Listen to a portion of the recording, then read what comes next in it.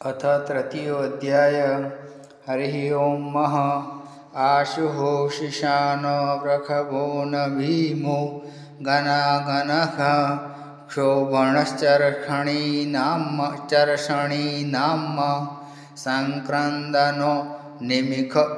एकवीरः शतकंसेना अजयत्साकमिन्द्रः सङ्क्रन्दनेन निमिषेण जिष्णुना जुत्कारेण दुश्चवनेन धृष्णुना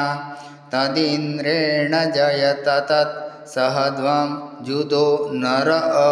इकुहस्तेन वृष्णा स इकुहस्तेः सनिखङ्गी भिर्वशी सगौ स्रष्टा सयुध इन्द्रो गणेन सगौ स्रष्ट जित्सुमपा बाहुषदधर युग्रधन्वा प्रतिहिताभिरस्तां बृहस्पते परिदीया रथेन रक्षोः मित्राम् अपबाधमानः प्रभञ्जन्तसेनाः प्रमणो जुदा जयन् नस्माकमेद् यवितारथानाम् बलविज्ञायस्तवीरः प्रवीरः सहस्वान् वाजी सहमान उग्रः अभिवीरो अभिसत्वा सहोजां जैत्रमेन्द्ररतमातिष्ठ्यगोवितं गोत्रभिदं गोविदं रुद्रबाहु जयन्तमज्मप्रमणन् तमोजसा हिमगौ सजाता अनुवीरयध्वमीन्द्रगौ सखायो अनुसगौ प्रबध्वम् अभिगोत्राणि सहसा गाहमानो दयो वीरः शतमन्युरिन्द्रः दुश्चवनः प्रतर्णा खाड जुदध्यो चस्माकगौ असेना अवतु प्रयुत्सु इन्द्र आसान् नेता बृहस्पतिर्दक्षिणा जग्नः पुर एतु सोमः देवसेना नाम विभञ्जतीनां जयन्तीनां मरुतो जन्त्वग्राम इन्द्रस्य वृष्णो वरुणस्य राज्ञः आदित्यानां मरुता गौ शर्द उग्राम महामनसां भुवनच्यवानां गोखो देवानां जयतामुदस्थात् उदरखय मघवन्नायुधान्युत् सत्त्वनां मामकानां मनागंसि उद्वहन् वाजिनान्